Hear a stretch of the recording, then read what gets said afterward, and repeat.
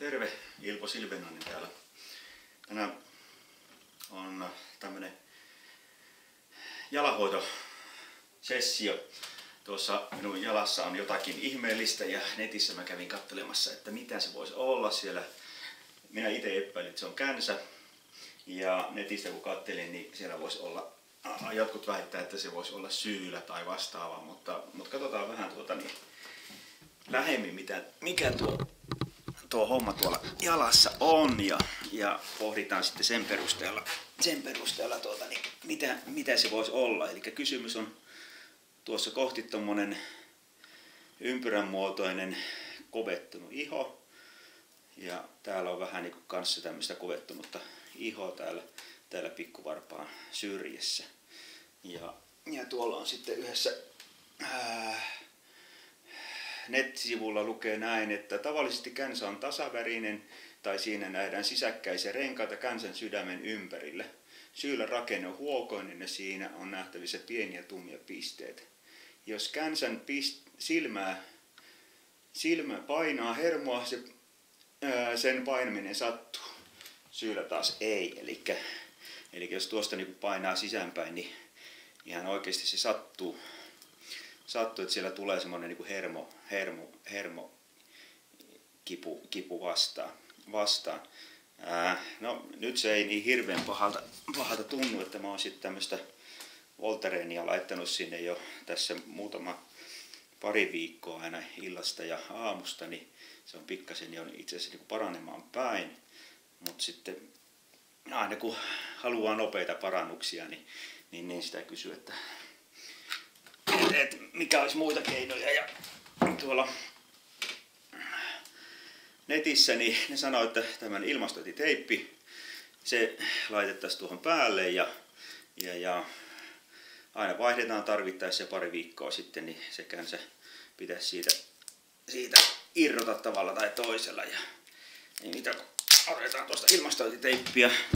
Näitä ilmastointiteippiäkin on monenlaisia.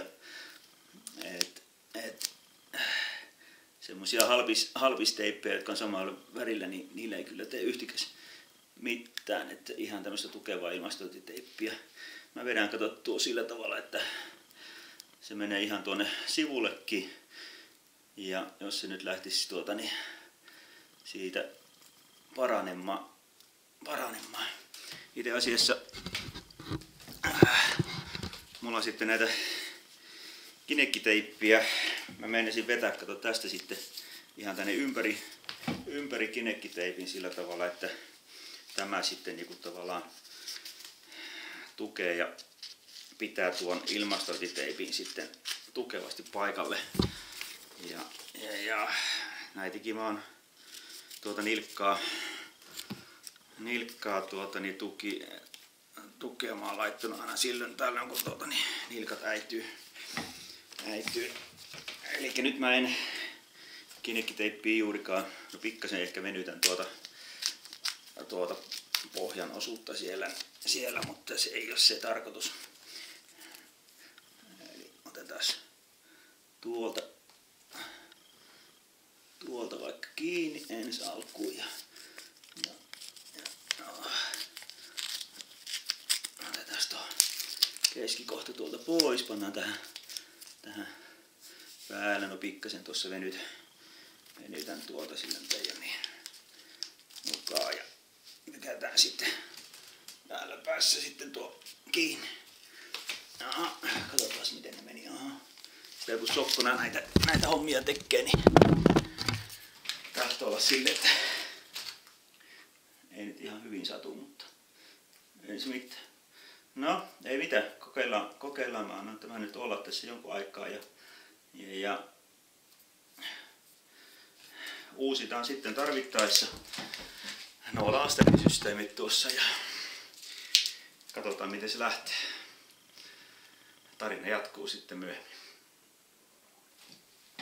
Niin, noista känsistä piti vielä niin sanoman, että tuosta netistä kun kattelin, niin syy mitä varten ne tulee, niin yleensä ne on joku tämmöinen virheasento tai joku hankaava juttu kengässä tai vastaavassa sillä tavalla, että se pääsee niin iho kovettumaan Ja monta kertaa se on varsin kipeä, just semmoinen niin kuin pistävä kipu siitä keskeltä astuttaessa sattuu.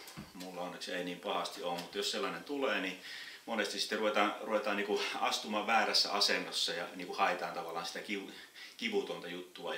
Ja silloin hyvin herkästi tulee sitten muita vaivoja, esimerkiksi tuonne lonkkaan ja selkään sitten ne vaivat, jos väärässä asennossa ruvetaan tepastelemaan. Et siinä mielessä on hirmu tärkeää, että tuommoiset kivuliat jutut, niin otatte hanskaa ja korjaatte itsessänne, että ei sitten tule muuta vikaa sitten, esimerkiksi selkäranka menee väärään asentoon, kun astuminen menee sitten niin väärään asentoon. Et siinä mielessä on hirmu tärkeää, että hoidatte tämmöiset asiat pois. Niin, jos teillä on jotakin omia kotikonsteja, millä tavalla te saatte känsän, tai jos nyt joku on ihan varma, että tuo onkin, mitä mulla tuossa jalkapohjassa on syylä, niin sen poistamiseen niin mielellä laittakaa viestiä ja minäpä sitten kokeilen, että millä konstilla tuo sitten lähtee pois. Mun nyt on ilmastointiteippikokeilu menossa ja katsotaan, mitä se saa aikaan.